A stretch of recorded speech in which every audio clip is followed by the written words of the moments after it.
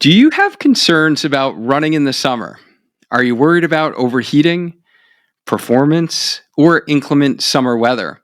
Welcome to episode 238 on the Healthy Runner podcast, where we help you get stronger, run faster, and enjoy lifelong injury free running.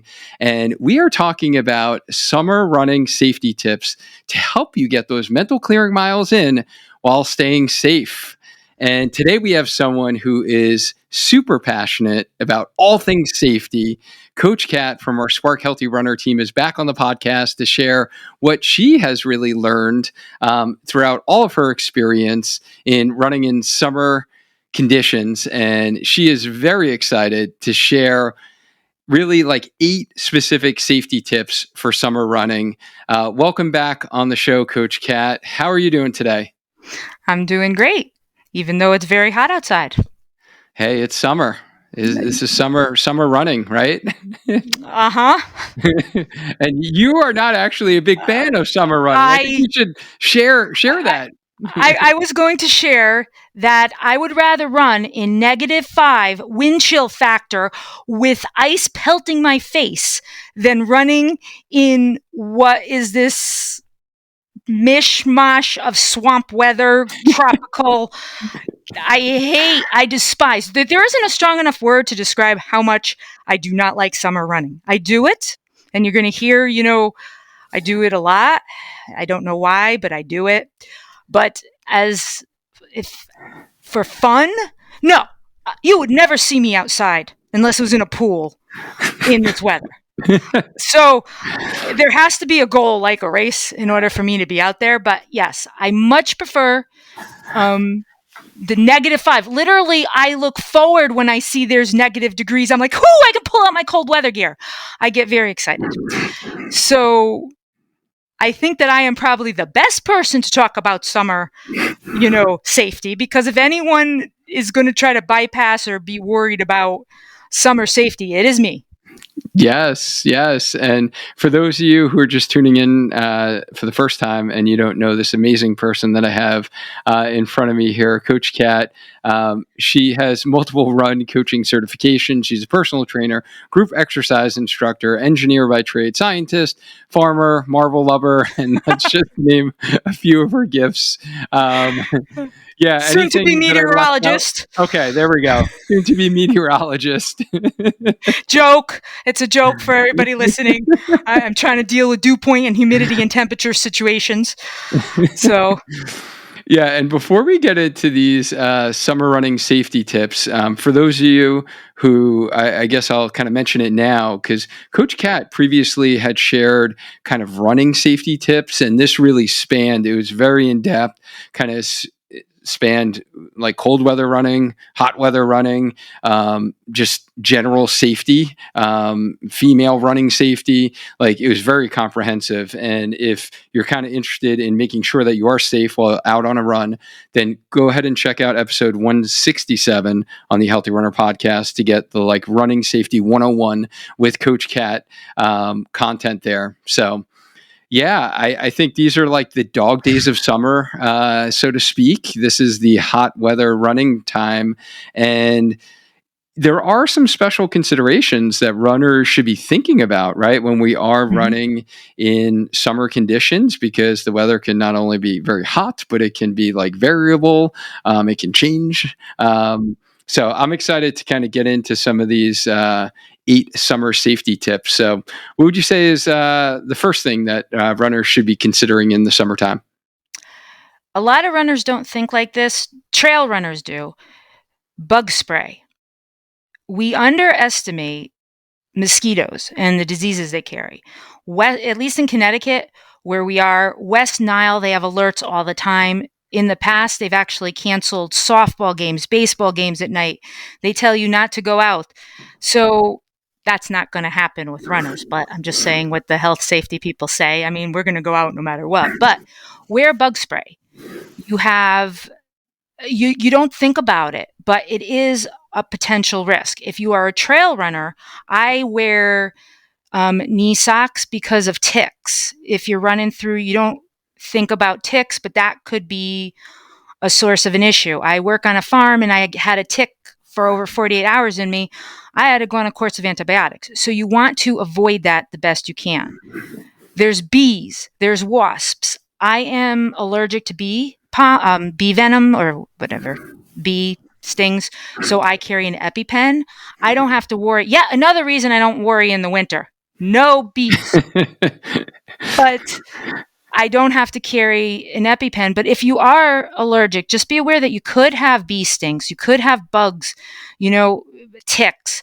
We don't necessarily tend to think about that, but if you run late at night or early in the morning where the mosquitoes are more active, it could be an issue for somebody. And I know different regions of the United States have different mosquito-borne or diseases, but just keep that in mind. Yeah, that's definitely something I don't think most runners think about until you are out there and then you notice you're getting like attacked by all these bugs. And I could just like visually remember, because I'll never forget that day when I was running in the Dominican Republic and it was very hot and like all these midges of some sort like just started sticking to my body and sweat, and they were literally on my face. It was like disgusting. But yeah, it is. I think those are probably safe, and they probably weren't going to do any harm. Those kind of gross. But yeah, mosquitoes can definitely cause some of those diseases. And, I think that's something to be mindful of. And yeah, bug spray, I wouldn't say is like necessarily, unless you are a true trail runner, at the forefront of our minds, but basically dawn and dusk times, right? If you're running around those hours. You don't have to spray your whole body. If you wear a hat, spray your hat, spray your ankles. You don't need to spray your whole body. If you spray a hat, if you wear a hat, it generally will keep the bugs away from your face. All right. Good to know. Great tip. All right. What's summer safety tip number 2? Weather. I'm not talking about the heat. I have a whole discussion about the heat and the weather, but I'm talking about pop-up thunderstorms or weather that's very mutable in the middle of the summer. Hot, humid tends to have the pop-up thunderstorms. A lot of us don't. I have a lot of weather apps. I suggest you also find or download a lightning strike, because that's more dangerous than just a regular rainstorm. I love running in the rain. If there is a chance of thunder and lightning, I will not run in that. And I know runners are like, it won't strike me. You don't know. My father, I tell this story, he's fine. He's 86. I have to preface it. He got struck by lightning and he was unconscious for a very long time. And I was a little kid. So my mother, who was with us, was luckily a nurse, but he got struck by lightning. So it is possible that you can get struck by lightning. It's rare, but I just want to put that out there. And I know runners' mentalities. I'm going to go out there no matter what. Okay. If you're running and there's a pop-up thunderstorm, usually you get high wind, sometimes hail, but high wind. There's nothing like a tree branch coming off a tree with the high wind and hitting you in the head, knocking you unconscious. So there's more than just concerns about one aspect of a weather pop-up storm. Now, the option is to wait it out. Usually, at least in New England, the storms pass pretty quickly. So wait it out. The other thing is check the extended forecast for that day. If you're starting at 5 o'clock at night and you have a 2-hour run, see what the rest of the time says and plan accordingly. If you still want to risk it, my suggestion is find a track or a loop. If you find a track, your car is very close by. If it does turn horrible microbursts or something like that, you can run and get to your car in safety. If you can't use a treadmill and you really want to run outside, my suggestion is a track or even loops around your neighborhood. Worst case scenario, if you have the ability, cross-train, bike, indoor bike, swim for those, although if it's thundering and lightning, you're not going to be able to swim in a pool. But, I just suggest paying more attention to the weather than you might normally and adjust accordingly. And don't be that person that I see out in the middle of a thunderstorm and I want to cringe and offer them a ride in my car because I'm like, you're going to get hit by lightning and then I'm going to feel guilty that I didn't stop. That wasn't me that you were referring to, was it? No, that was just rain. Oh, rain is fine. I love running in the rain. Torrential downpours. There's that one time, right? You were driving You up were. Route 10, right? I did. I pulled over and I said, You're in okay. your truck, yeah. That was. It's okay. Torrential downpour, fine. I love running in rain. It keeps me cool. But thunderstorms, I do not. And like I said, my father got hit by lightning and it did freak me out for years. It still kind of does. So. Yeah, I would imagine so. That's definitely a traumatic experience. Yep. And you'll appreciate this story because I was doing in my latest half marathon training cycle in the spring, I was doing my hardest long run workout. So long run with spice. And I ran to the trail, like the greenway that we have here in Connecticut. Kat knows the trail I'm talking about. And I failed to check the weather that morning. Usually I do. And because it was nice outside and I didn't think I needed to worry whatsoever. I didn't think it was supposed to rain at all. And I went out and now I'm on like mile 4. The easy miles are done. And now I'm ready to like do this half marathon paced workout that my coach had programmed for me because I'm on the trail. It's nice and flat. It's perfect. I can get my pace, lock in. And I'm like just about to start and I'm finishing up my warm up and I see these dark clouds rolling in. The winds start increasing and I'm like, what is going on right now? And then I look at my phone and I see this like alert that lightning just struck, a mile away from you. And I'm like, oh my goodness. So luckily I was actually near Lock 12, is it? Near like Yes. South Brooksville. And they have that like bathroom building. I was going to mention that I later. went to that building. I thought of you and I was like, Kat would tell me to seek shelter. So Yes. I waited 10 minutes in there, waited for it to pass. I was tracking on my little weather app, the radar, and I was like, okay, it's about to pass. I'm doing my dynamic warm up in the bathroom by myself. They're doing leg swings, trying to keep my muscles activated. I took my gel. So I was fueling, I was hydrating, I was trying to stay loose, but yeah, it was a safety thing. If you run on the canal trail, there are areas of safety. I have noted every single one of them from Hamden to Southington of where if I need to, I can get out of where I can get shelter of some sort in an emergency situation. And I run that trail so much and for so long, I can calculate the distance from safety to safety. But if you're on the road, you could probably go into a store. If you're on a trail, it's a little tricky. Most trail runners, I'm not, that's a whole different topic, what to do if you're caught in a storm in a trail run. Make sure you're not like in a stream crossing. But if, I know they say don't make, the highest point, but if it's severe, like I remember Hamden had a tornado situation that one time where the microburst came through. If you are on the Farmington Canal Trail, there are canals along the side. Your best bet is to get into the canal, get under a bridge, flatten yourself. You're not going to get bombarded by the water because the water is not going to come down that quick. I've researched this. I have, because in case of a tornado, I will know what to do.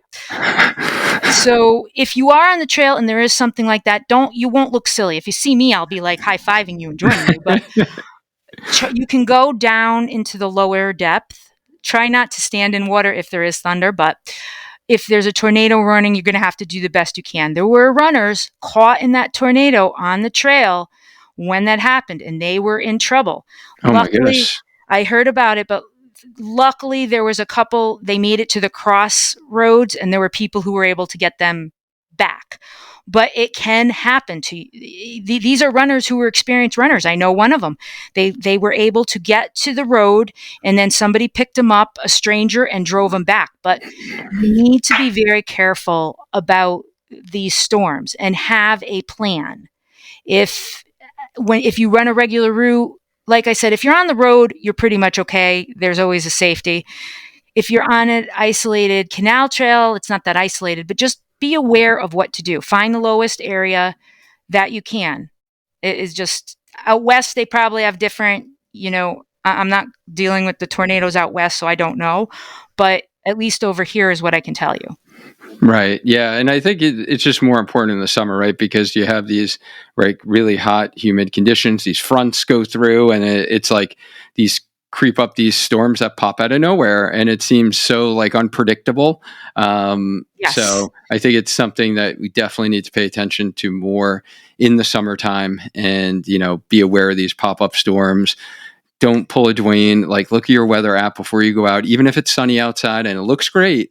In an hour from now, 2 hours from now, Yep. especially like those long runs, you have Yeah. to look at the weather, because the weather's going to change like for the time that you're out there. So yeah, thank you for bringing up those points, and then thank you for kind of bringing up the point of don't be afraid to go indoors and do a treadmill workout. Don't be afraid to maybe cross train that day, because yeah, Tracks. it's not worth the risk No. of just being caught out there in a storm. Like, we all like to add a little spark to our training, just not that type of spark in Exactly. lightning. Yeah. All right. So the weather kind of situation and the pop-up storm is something we need to be aware of. What else do we need to consider for summer safety? Dehydration, which everybody thinks that they know about, but generally people don't realize how much it can impact you. I have very low blood pressure. So for me, I need to stay hydrated. I need to have electrolytes. People think of dehydration as lack of water, and it is. But you also need to have electrolytes to replenish the sweat. Now, how much electrolytes to have can be based on a number of factors. I personally need a lot more electrolytes, so I take salt tabs. Probably than most people. I'll be honest, I take these salt sticks, and I'm not endorsing any one brand, but just for reference, I take 2 of these every 15 to 20 minutes.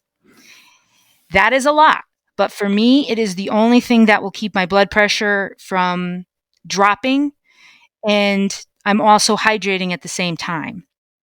Um, you could, hydrating is important. I have 2 packs. I have a insulated pack that carries less water, but I do know where to refill. And then I have a larger pack, which is heavier, but isn't insulated. So make sure you're carrying enough water, or you know where to get water if you need it. If you're, again, running streets, carry $5 with you.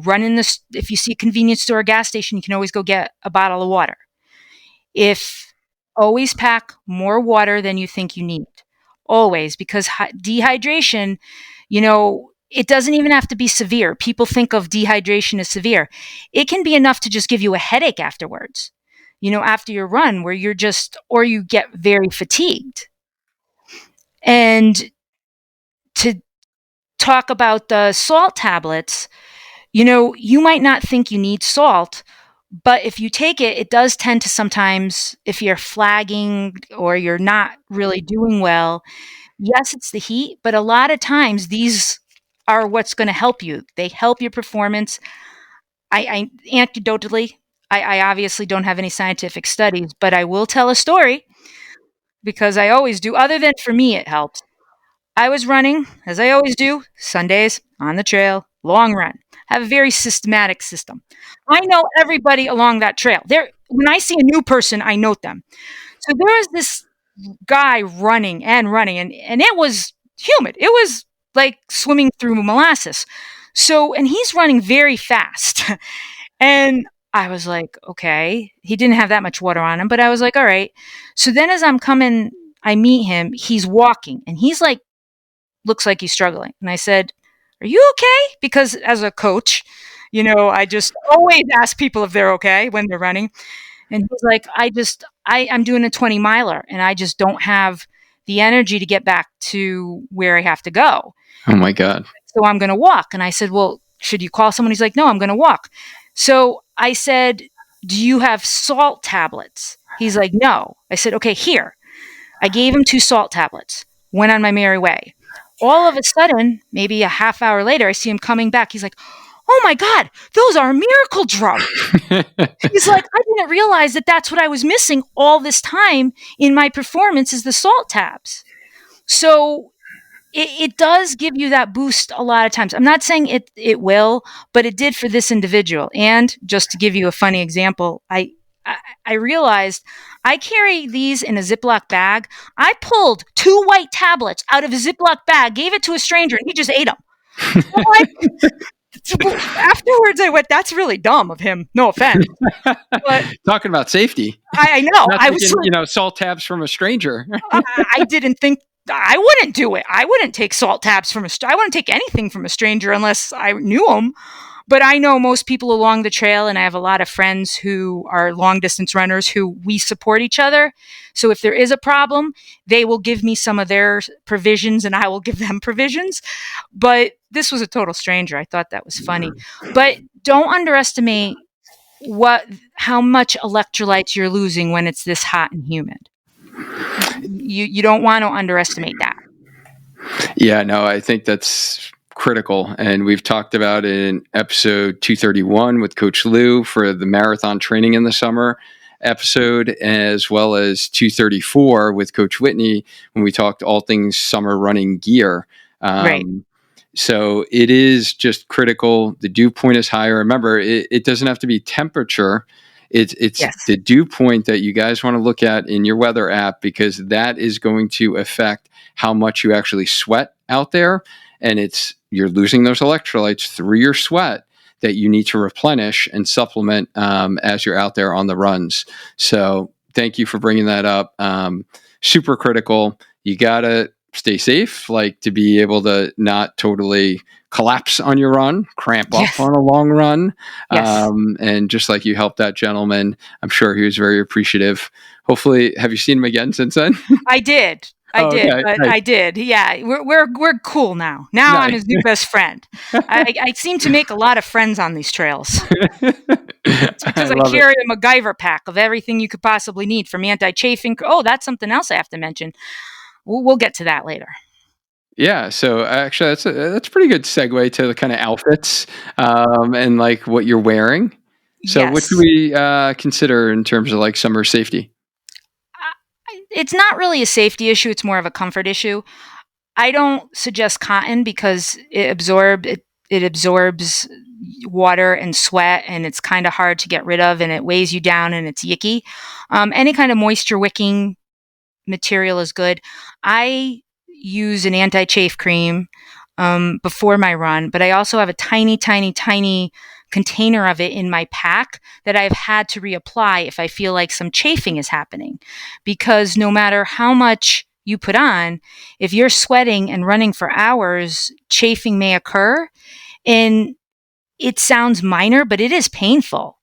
So you really do possibly, they come really tiny, tiny, tiny, tiny bottles of like Aquaphor or squirrel nut butter or even Vaseline, something to protect yourself if you get chafed in the middle of these runs. So it's not a safety issue as much as it is just a comfort issue.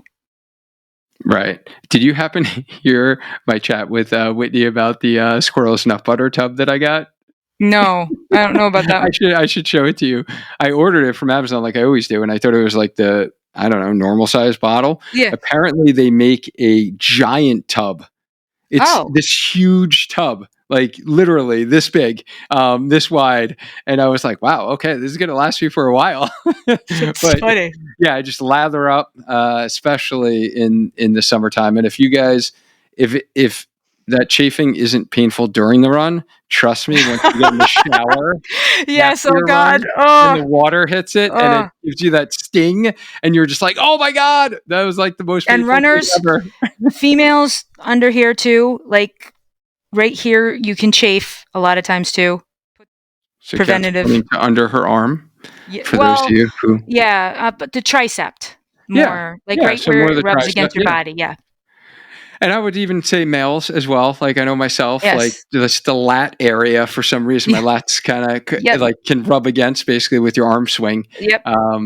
And yeah, that's another just a random side note that I wound up having is, you know how like the new thing, right? It's kind of like we always try new things, and I was certainly one of them. The heart rate straps that now they make some arm straps, which are definitely different, not as accurate as the chest straps for heart rate, but I still felt compelled to try it myself. The Coros kind of armband heart rate monitor. And that unfortunately chafed like my lat area too. Oh, Then, you don't want your arm swing to be like elbows out because that's inefficient when you're running. So like your elbow should be in by your body. And if you're constantly rubbing over your skin in that area, that can cause some chafing. So that was my biggest gripe with the arm strap heart rate monitor. And chest strap is like not the most comfortable thing, but honestly, I've gone back to it now because it's definitely a little bit more comfortable for me, at least my body type, than kind of having it on my kind of upper arm area. But we digress. I know. It happens. It happens. We could talk for hours. It's a problem. All right. So let's go to, I guess this would be, if I'm counting here, tip number 5. Okay, we're getting on our there. list here. Yeah. Sunscreen, sunglasses, and hats. Another thing like bug spray, runners tend to probably forget to put the sunscreen on. Do not. Skin cancer is a very serious issue in the United States, and runners are out in the sun more than a lot of other people. Sunglasses, because it can affect, you don't want that sun glaring in you. And I wear a hat. It can make it hotter sometimes, but I just feel better with the sun off my face because, as we know, I do not like the sun or heat. I think I'm going to say that like every time, but sunscreen, is very, very important. I have experimented with a lot, and I will say the sprays tend to feel better on me than the creams because if you use the cream, a lot of times once you start sweating, it pools.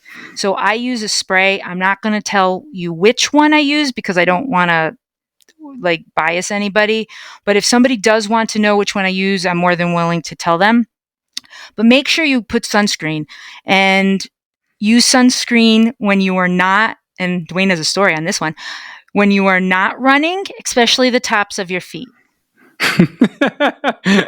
Because you don't want to run and get sunburn on the tops of your feet because then putting socks on and trying to run with sunburn anywhere is going to be painful.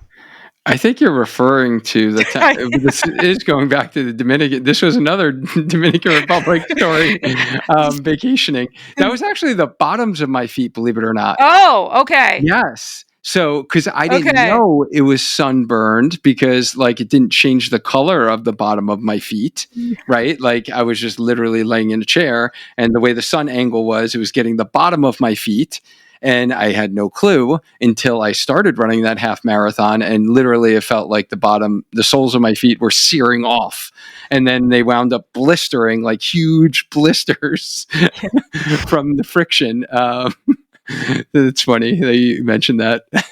All right. So sunscreen, sunglasses, hats, super important for safety, super important for skin cancer, minimizing your risk of skin cancer. And then even I would add to that with the sunglasses, because I actually recently had to get a little spot checked out in my eye. Apparently, there's like covering of the eyeball that is like skin, and you could actually get a form of skin cancer to the eyeball. So sunglasses are important to prevent that. So most people, I know I never would have thought about that.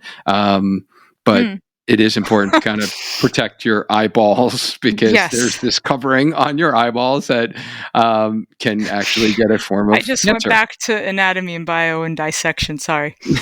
In one of my classes. Okay, we're not going there. So that's super important from a safety standpoint. So thank you for mentioning that. All right. What's our next tip? All right. This is the main thing I want to cover is listen to your body regarding the heat.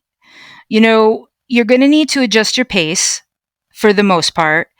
If you're going for a shorter run, it's okay. But a lot of us have these longer runs. And I will give you an example again of myself. But you want to listen to your body. If you're sweating profusely and all of a sudden you start getting shivers or you get goosebumps, that's a sign that you might be heading into heat exhaustion and you might need to stop. So if you're feeling I was running and I was on a very long run this past Sunday. I hydrated. I had my electrolytes. I followed all my regular protocol. And yet I started getting my heart rate started, like my heart started beating faster than normal. And that never happens to me. I mean, my heart rate is steady on these runs. And all of a sudden, I was like having a little harder time breathing. I felt my heart and I looked and I was like, wait, my heart rate is really elevated. And then I got the goosebumps and I was like, okay. And then I started getting spots and I'm like, danger, danger, danger. And I recognized the signs in myself and I saw a bench on the trail and I sat in the shade and just let my body recover. And then I took it really easy going home. Never happened before. So it can happen to experienced runners. It can happen to experienced runners their whole, even you don't need to be a beginner, but you need to look for signs. So if for some reason you don't feel right, sit down, recover. Because if you try to push through this, you could pass out. Or even if you do push through it and succeed, your recovery time is going to be a lot longer. And no run is worth it. So this may not happen to anybody. And again, it was a very long, long run, which I think played a role in it, even though I was following all the rules that I just told you about. But I just want to tell you, look for the warning signs and look for your fellow runner. I'm not joking. If you see a runner like wobbly or not doing well, just say, hey, you okay?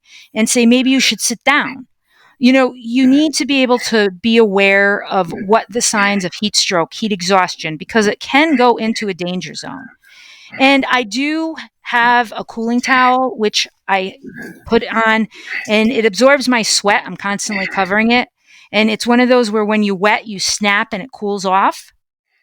So if you get enough sweat like I do, it'll work without water. It's saturated and you just snap it and it cools it off.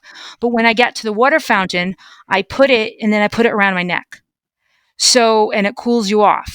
It is an option. I carry it. I have not usually had to use it in terms of, to get my body temperature down. I do not carry instant ice packs, even though I have those in the car, because if you can get back to your car and you're really overheating, instant ice pack on the back of the neck. I carry it in my car all the time for any runner, anybody who needs it. You don't want to mess around with the heat because it really can affect you.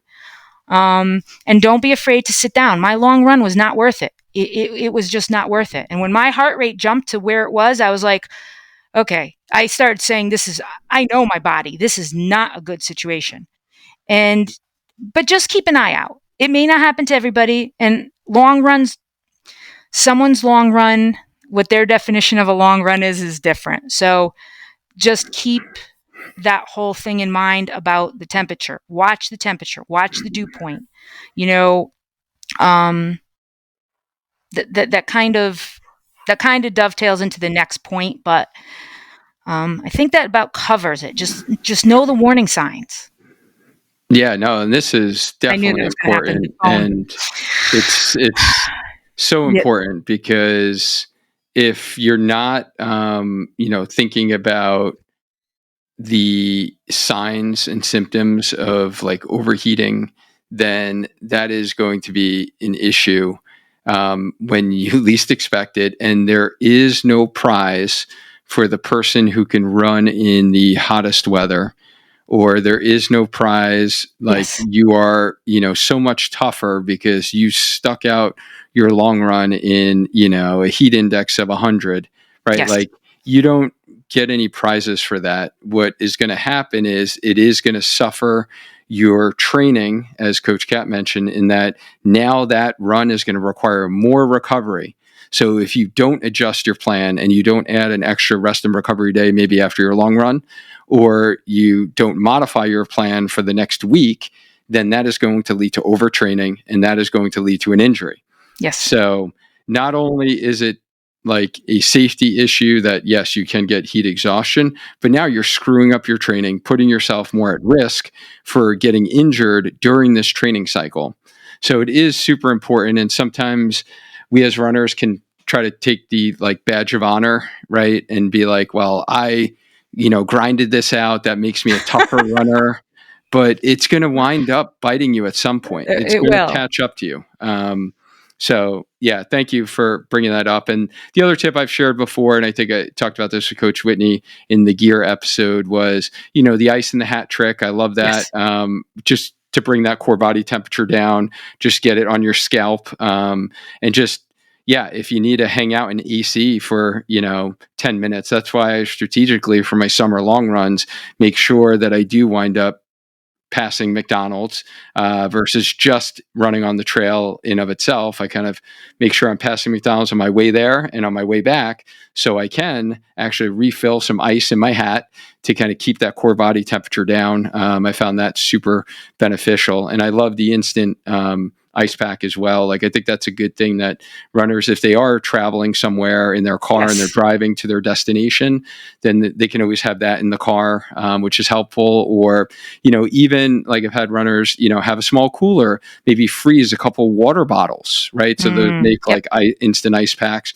freeze a couple of water bottles. So you have one, you could throw it on the back of your neck, put it in your armpits. That Yes. will actually cool down your core body temperature, and make maybe do a loop, right? Maybe circle back to your car every 4 or 5 miles during that long run, so you can just cool the body down, as well as grab more water, grab more electrolytes.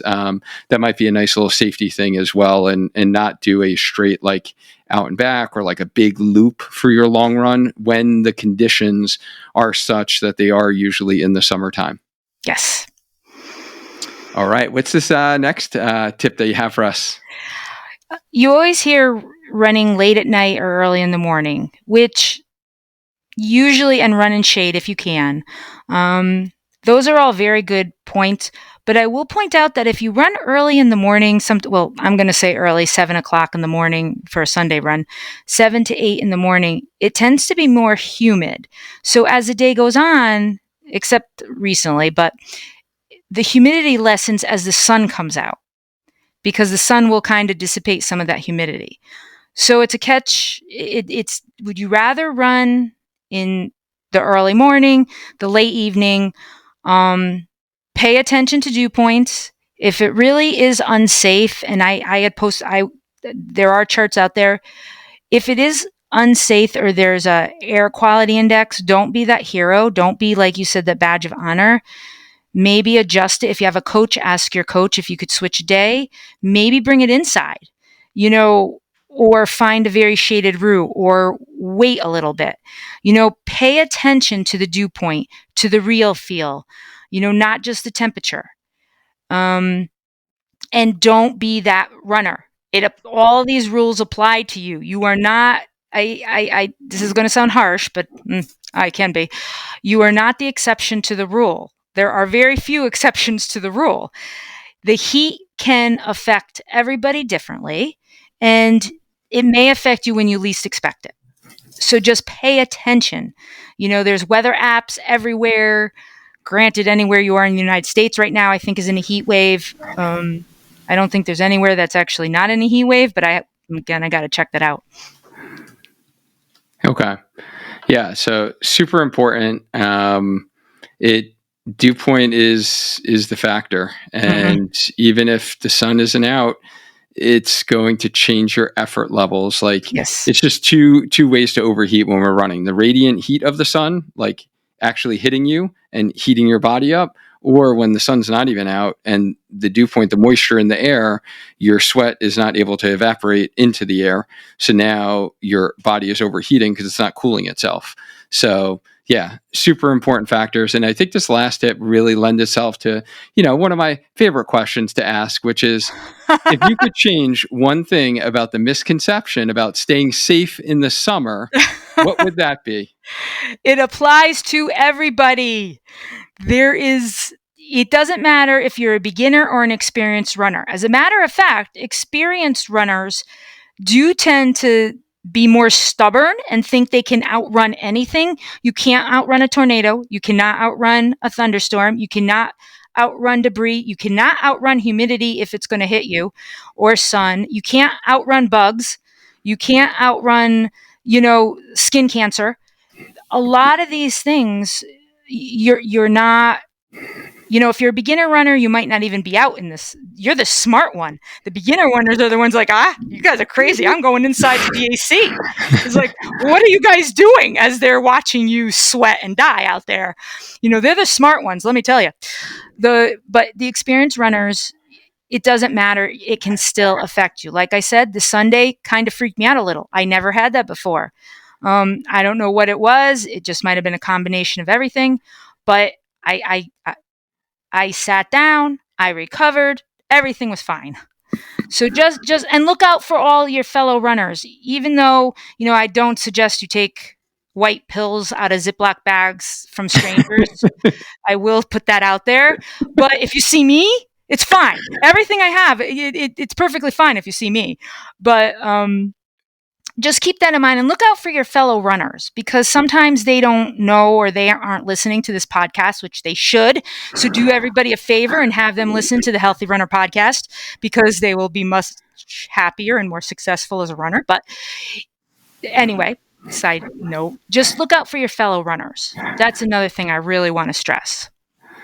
Yeah, if any of you guys are local in Connecticut and you're trick-or-treating around Coach Kat's house, she's going to hand you out some salt pills in your trick-or-treat bag. And a first aid kit and an ice pack. Oh my goodness, too funny. Mini jars of Aquaphor. I got you covered. Do you guys see why the clients that Coach Kat works with love her so much? Because she's like such a wealth of knowledge, and literally within our coaching program, it is very high touch point where you literally can reach out to your coach on a daily basis if you have a question or a need, and Coach Kat always responds, and she has such amazing tips and insights that you don't even think of some of the times, right? And you don't even think exist. And like if there's a situation like Coach Kat has been there and she knows what to do to like solve that problem. Is there any other runner out there, and you can't really leave comments, that has thought where to go in a tornado if we have one in Connecticut? No. How many Connecticut runners would think, okay, I'm going to go down the ditch? This is what goes through my mind 24/7. Always safety, safety, safety, trail, road. But I will come up with a solution to everything. So. Yeah, I would love to be a fly on the wall in that brain of yours. No, it's a ping pong, man. There is so much that goes on at any given time. Oh my goodness, that is too funny. Yeah. So guys, hopefully this was helpful for you. If you learned like even just one thing, like just copy the link wherever you're listening to this and send it to a running friend of yours, because like if they're a friend of yours, then you're concerned about their safety, right? Let's be honest, right? So more people need to be aware, and like summer aware, right? And for these safety tips. And this has just been like a joy listening to myself and learning. I'm always constantly learning from Coach Kat. But if you want to be able to learn from Coach Kat, like individually, and have her actually work with you to help get stronger, help get faster, run longer, and be guided through our one-on-one coaching program, you can simply learn a little bit more about our coaching program by going to learn.sparkhealthyrunner.com/coaching to see if you're a good fit to work with Coach Kat or any of the coaches on our team to help you guide you toward your next running goal. And anything that we left out at all, anything that we missed today, Coach Kat? Well, I'm sure I'll think of something when I get off this call, and I'll be like, darn, I forgot. No, just I will say, and this is a caveat because I am a Couch to 5K person. If you are considering starting running, I would wait or start it inside. And if you have any heart conditions, that's something else that maybe the heat can cause a little bit of a problem. So make sure if you're just starting out or you do have an existing heart condition, you take into consideration the heat and maybe bring your workout inside. I did forget to mention that. I don't recommend beginner runners who've never run start outside just for practical purposes, because you have to get acclimated to the heat. And if you're not, you're going to hate running. So Just those are the only things I can think of that I hadn't mentioned previously. Yeah, great points. And yeah, thank you. And I'll even add to that too, any respiratory conditions Yes, in the yes. really hot weather, whether, you do suffer from asthma, allergies, COPD, and let's say you are running. I know it's not that common for someone with COPD to run, but Possible. any respiratory conditions, you definitely want to think about that and probably take it inside when the air quality is not good. So thank you so much for sharing all of your wisdom. As always, it's always great to catch up with you and chat about all things running, all things safety.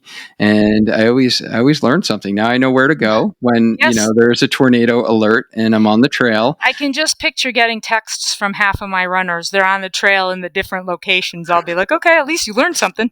We should do like a selfie challenge. Take a picture of yourself in your, shelter in place for the tornado on the trail and It'll send it happen. to Coach Cat. I love I'll be it. so proud. Oh my goodness. Well, thank you guys for listening to this episode and tuning in, whether it was during a run. Hopefully you're enjoying your run, whether you're watching the video version on the YouTube channel. If you are, definitely hit that like button. It will just help this video be able to reach more runners just like yourself so they can learn ways to stay safe. And if you like this training, then you will surely like the next that I have for you. And if you're listening on the podcast, queue up episode 167 on the podcast to learn all about running safety 101 with the amazing Coach Cat. And as always, guys, let's maintain a strong mind, a strong body, and let's just keep on running. Until next Bye, time. everyone.